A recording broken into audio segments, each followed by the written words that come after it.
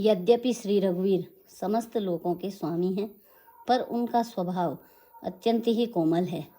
मिलते ही प्रभु आप पर कृपा करेंगे और आपका एक भी अपराध वे हृदय में नहीं रखेंगे। जानकी जी श्री रघुनाथ जी को दे दीजिए, हे प्रभु इतना कहना मेरा कीजिए। जब उस दूत ने जानकी जी को देने के लिए कहा, तब दुष्ट रावण ने उसको लात मारी। वह भी विभीषण की भांति चरणों में सिर नवाकर वहीं चला जहाँ कृपा सागर श्री रघुनाथ जी थे।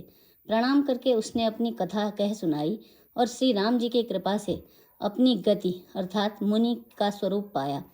शिवजी कहते हैं, हे भवानी, वह ज्ञानी मुनि था, अगस्त्य ऋषि के श्राप से राक्षस हो गया था। बार बार श्री राम जी के चरणों की वंदना करके वह मुनि अपने आश्रम को चला गया। इधर 3 दिन बीत गए, किंतु जड़ समुद्र विनय नहीं मानता।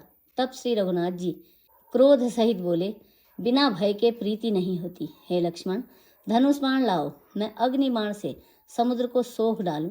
मूर्ख से विनय, कुटिल के साथ प्रीति, स्वाभाविक ही कंजूस से सुंदर नीति अर्थात उदारता का उपदेश, ममता में फंसे हुए मनुष्य से ज्ञान की कथा, अत्यंत लोभी से वैराग्य का वर्णन, क्रोधी से शांति की बात और कामी से भगवान की कथा, ऊसर में बीज बोने की भांति यह सब व्यर्थ जाता है।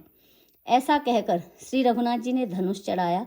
यह मत लक्ष्मण जी के मन को बहुत अच्छा लगा। प्रभु ने भयानक अग्नि बाण संधान किया, जिससे समुद्र के हृदय के अंदर अग्नि की ज्वाला उठी। मगर, सांप तथा मछलियों का समूह सब व्याकुल हो गए। जब समुद्र ने जीवों को जलते जाना, तब सोने के थाल में अनेक रत्नों को भरकर अभिमान छोड़कर वह ब्राह्मण के रूप में आया। काकभुसुंडी जी कहते हैं, हे गरुड़ जी, सुनिए, चाहे कोई करोड़ों उपाय करके सींचे, पर केला तो काटने पर ही फलता है। नीच विनय से नहीं मानता, वह डांटने पर ही झुकता है। समुद्र ने भयभीत होकर प्रभु के चरण पकड़कर कहा, हे नाथ, मेरे सब अवगुण क्षमा कीजिए। हे नाथ, आकाश, वायु, अग्नि, जल और पृथ्वी, इन सब की करनी स्वभाव से ही जड़ है।